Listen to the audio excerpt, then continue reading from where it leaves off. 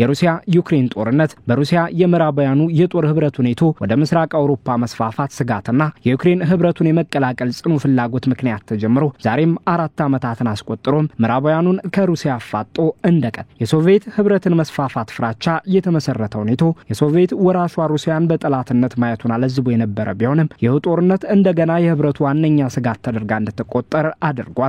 የሞስኮ ፕሬዝዳንት ቭላዲሚር ፑቲንም በምዕራባውያኑ ዩክሬንን ወረዋል ሲያሰኛቸው የጦር ወንጀለኛ እንዲሏቸውም ምክንያት ሆኗል። የዓለም አቀፉ የወንጀለኞች ፍርድ ቤት ICC ከዩክሬን ህፃናትን በህገ ወጥ በመውሰድ የጦር ወንጀል ፑቲን እንዲታሰሩ ትዕዛዝ የተላለፈባቸው መሆኑ ሲታወቅ አሁን ደግሞ የዩክሬኑ ፕሬዝዳንት ዜሌንስኪና የአውሮፓ ምክር ቤት የሩሲያ ባለስልጣናት ዩክሬንን በመውረር ወንጀል እንዲዳኙ ልዩ ፍርድ ቤት ለማቋቋም ተስማምተዋል። መሰል ፍርድ ቤትን ማቋቋም የአውሮፓ ምክር ቤት ሲወስን የመጀመሪያው ነው። ስምምነቱን በፈረንሳይ መቀመጫውን ያደረገው የምክር ቤቱ ዋና ኃላፊ አሌን ቤርሴትና ዜሌንስኪ ተፈራርመውታል።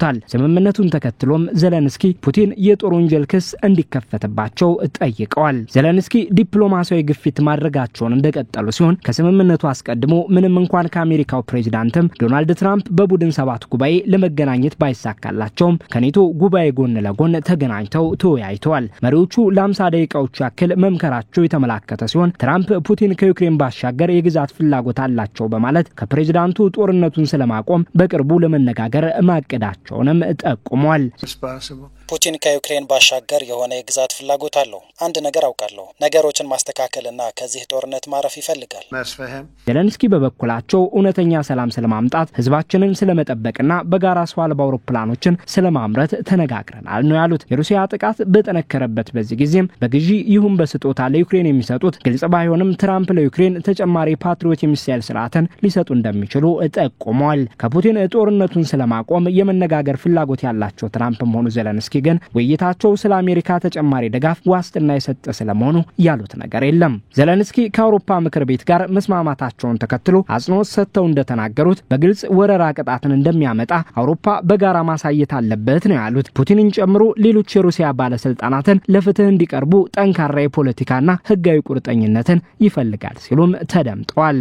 Today's agreement to create the tribunal is just the ዛሬ ያደረግነው ስምምነት መነሻ ነው። ተግባራዊ እንዲሆን እውነተኛ እርምጃዎችን መውሰድ አለብን። እናም እያንዳንዱ የሩሲያ የጦር ወንጀለኞች ፑቲንን ጨምሮ ለፍትህ እንዲቀርቡ ጠንካራ የፖለቲካና ህጋዊ ቁርጠኝነት ይፈልጋል። faces justice, including Putin. በፑቲን ላይ የስር ትዕዛዝ የሰጠው የዓለም አቀፉ የወንጀለኞች ፍርድ ቤት ወይም ICC የጦር ወንጀሎችን በሰብአዊነት ላይ የተፈጸሙ ወንጀሎችን የዘር ጭፍጨፋን የመመርመር ስልጣን ቢኖረውም የወረራ ወንጀሎችን ወይም የአንድ ሀገር በሌላ ሀገር የጦር መሳሪያ ጥቃት መፈጸምን የመመርመር ስልጣን የለውም። አሁን ላይ አውሮፓውያኑ ሊያቋቁሙ የተስማሙት ልዩ ፍርድ ቤቱ የሩሲያ የወረራ ወንጀልን ይዳኝልናል በሚል ነው። ፍርድ ቤቱ ቢያንስ በሐሳብ ደረጃ ፑቲንን ጨምሮ ሌሎች የሩሲያ ከፍተኛ ባለስልጣናትን ለፍርድ ማቅረብ ይችላል። የፍርድ ቤቱ መቀመጫ የት እንደሚሆን የተገለጸ ነገር ባይኖርም ዜሌንስኪ ባለም አቀፉ የወንጀለኞች ፍርድ ቤት መቀመጫ ኔዘርላንድ ቢሆን ባይናቸው። የምክር ቤቱ ዋና ኃላፊ ቤርሴት ፍርድ ቤቱን የተመለከቱ ቀጣይ እርምጃዎችን የአውሮፓ ምክር ቤት በ2026 የሚጀምር ሲሆን የበለጠ ብዙ ሀገራትም ስምምነቱን እንዲቀላቀሉ ጥረት ይደረጋል ብለዋል። ከዓለም አቀፉ የወንጀለኞች ፍርድ ቤት ጋርም በጋራ ሊሰራ እንደሚችል ተመላክቷል። የአውሮፓ ህብረት ኮሚሽን ፕሬዝዳንቷ ኡርሱላ ቮን ደር ሌየን ቀደም ብለው እንደተናገሩት ልዩ ፍርድ ቤቱ ሌላ ማንም ዓለም አቀፍ ፍርድ ቤት ያልዳኘውን በዩክሬን ላይ ለተፈጸመው ጥቃት የከፍተኛ ውሳኔ የፍትህ መንገድን እንድታገኝ የሚረዳ መንገድ ነው ብለውታል። 46ቱም የአውሮፓ ምክር ቤት አባላት የአውሮፓ ህብረት አባል አይደሉም። ምክር ቤቱ የአውሮፓ ህብረት አባል ያልሆኑትን ዩናይትድ ኪንግደምን፣ ቱርክንና ዩክሬንን ያካትታል። ሩሲያ በምክር ቤቱ በዩክሬኑ ጦርነት ሳቢያ ተገላለች። አሁን ላይ የአውሮፓ ምክር ቤት የልዩ ፍርድ ቤት ማቋቋም ውሳኔን ከማሳለፉ ባሻገር የዓለም አቀፉ የወንጀለኞች ፍርድ ቤት ከፑቲን በተጨማሪ 4 የሩሲያ ወታደራዊ አዛዦችን፣ ሲቪል ዜጎችን ኢላማ በማድረግ ወንጀል ሊያሰር ይፈልጋል። ፑቲን የዓለም አቀፍ ፍርድ ቤቱ የስር ትዕዛዝ ሰለባ እንደመሆናቸው መጠንም በብራዚል በቀጣይ ሳምንት በሚካሄደው ጉባኤው ላይ እንደማይሳተፉም ተመላክቷል። ፑቲን በዓለም አቀፍ ደረጃ ያለው ተጽዕኖ እየጨመረ በመጣውና ኢትዮጵያን ጭምር በአባልነት ያካተተው የብሪክስ ጉባኤ ላይ እንደማይገኙ ያስታወቁት የሀገሪቱ የውጭ ጉዳይ ፖሊሲ አማካሪ ዩሪ ይሻኮቭ ናቸው። ዓለም አቀፍ ፍርድ ቤቱ በፑቲን ላይ የስር ትዕዛዝ ያወጣው የዩክሬኑ ጦርነት ከተጀመረ ከዓመት በኋላ በ23 ሲሆን ፕሬዝዳንቱን ከዩክሬን ህፃናትን በህገ በህገወጥ መንገድ በመውሰድ የጦር ወንጀለኛ ብሏቸዋል።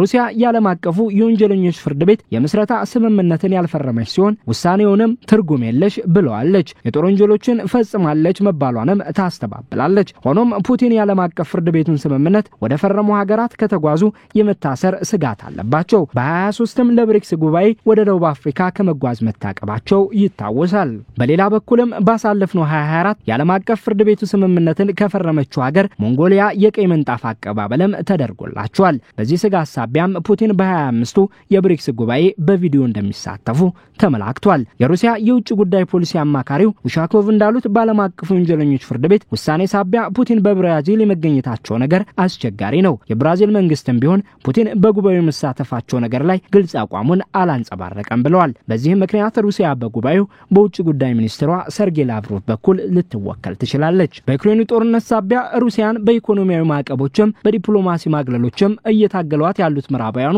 አሁን ደግሞ የዓለም አቀፉ ወንጀለኞች ፍርድ ቤት የሀገራትን የጦር መሳሪያ ጥቃት ሊዳኝላቸው ስልጣን ቢያጣ ልዩ ፍርድ ቤትን የሩሲያን ባለስልጣናት ለመዳኘት ለማቋቋም ተስማምተዋል። ወደፊት ቀጣይ ሂደቶች የሚጠብቁት ልዩ ፍርድ ቤቱ ከዩክሬኑ ጦርነት ጋር የተያያዘ ተሳትፎ ያላቸው የቤላሩስና ሰሜን ኮሪያ ባለስልጣናትንም ሊነካ እንደሚችል ነው የተመላከተው። ይህም የሀገራቱን ከፍተኛ ባለስልጣናት የዲፕሎማሲ እንቅስቃሴ የሚያስተጓጉል ይሆናል። የስምምነት የ46 የአውሮፓ ሀገራት ስምምነት ነው። ሌሎች ሀገራት እንዲቀላቀሉትም ጥረት ይደረጋል መባሉ ምናልባትም ስምምነቱ ተግባራዊ ከሆነና ከአውሮፓ ሀገራቱ በተጨማሪም ሌሎች ሀገራት ከተቀላቀሉት የፑቲንና ሌሎች ባለስልጣናትን ወደ ሌሎች ሀገራት የመንቀሳቀስ ሁኔታን በእጅጉ ይገድባል። እስካሁንም የዓለም አቀፉ ወንጀለኞች ፍርድ ቤት ፑቲን ላይ ያሳለፈው የጦር ወንጀለኝነት የይታሰሩ ውሳኔ እንቅስቃሴያቸውን ገድቦታል።